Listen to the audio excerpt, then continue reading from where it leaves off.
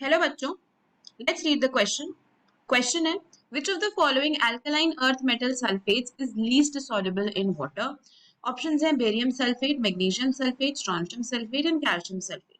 चार ऑप्शंस आपको यहाँ पे दिए गए हैं। तो अगर इस क्वेश्चन में हम बात करते हैं की कॉन्सेप्ट की, तो की कॉन्सेप्ट हमारा यही है, solubility of sulphates, right. Solubility of sulphates की ही हम बात करने वाले हैं, and particularly alkaline earth metal के जो सल्फेट्स होते हैं, alkaline earth metals S block को बिलोंग करते हैं and group 2 of the periodic table में ये हमें मिलते हैं, राइट। तो क्या होते हैं आपके अल्कलाइन अर्थ मेटल्स? अगर हम देखें ग्रुप 2, तो beryllium, magnesium, calcium, strontium, barium, right. ये आपका ग्रुप 2 होता है, राइट। ग्रुप 2 के एलिमेंट्स हैं ये। अब देखो क्या होता है यहाँ पे, क्या फैक्टर रिस्पॉन्सिबल होता है सॉल्युबिलिटी के लिए।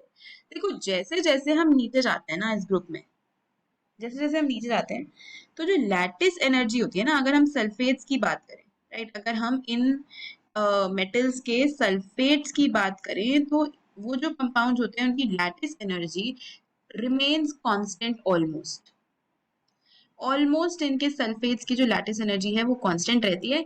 ऐसा क्यों होता है कि देखो सल्फेट का साइज तो बहुत बड़ा है, सल्फेट्स का साइज तो बहुत बड़ा है। अब देखो लैटिस एनर्जी क्या है? It is the amount of energy that is required to break 1 mole of an ionic compound into its constituent ions, है ना। कितनी अमाउंट ऑफ एनर्जी चाहिए 1 मोल को ब्रेक करने के लिए।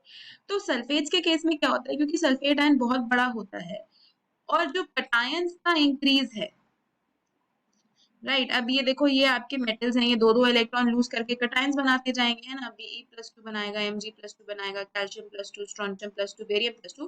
तो जो कटायंस का इंक्रीज है दैट इज स्मॉल। कटायंस का साइज तो इंक्रीज कर रहा है, as we go down the group size तो इंक्रीज करेगा, लेकिन it will be small in comparison to the size of sulphate. Sulphate का साइज बहुत बड़ा है, उसके कंपैरिजन में कटायन का इंक्रीज इतना ज्यादा प्रोनाउंस नहीं होता, इसीलिए लैटिस एनर्जी हमारी ऑलमोस्ट कांस्टेंट रहती है इस केस में। लेकिन अगर हम बात करते हैं हाइड्रेशन एनर्जी की, तो हाइड्रेशन एनर्जी क्या होती है? Hydration energy is the amount of energy released जब आपका कंपाउंड हाइड्रेट होता है। 1 मोल ऑफ एन आयन का हाइड्रेशन होता है जब, राइट, तब जो एनर्जी रिलीज होती है उसी को हम हाइड्रेशन एनर्जी बोलते हैं। बेसिकली वाटर मॉलिक्यूल्स आसपास आने वाले हैं, तो हाइड्रेशन एनर्जी डिक्रीज कर जाती है as we go down the group, right. जैसे जैसे नीचे जाते जाते हाइड्रेशन एनर्जी डिक्रीज कर जाती है, क्योंकि वो डिपेंड करती है साइज पे। क्योंकि जैसे जैसे हम नीचे जा रहे हैं तो साइज तो बढ़ ही रहा है, साइज तो कटायंस का बढ़ ही रहा है, तो ज्यादा से ज्यादा वाटर मॉलिक्यूल्स आसपास नहीं आ पाएंगे ना।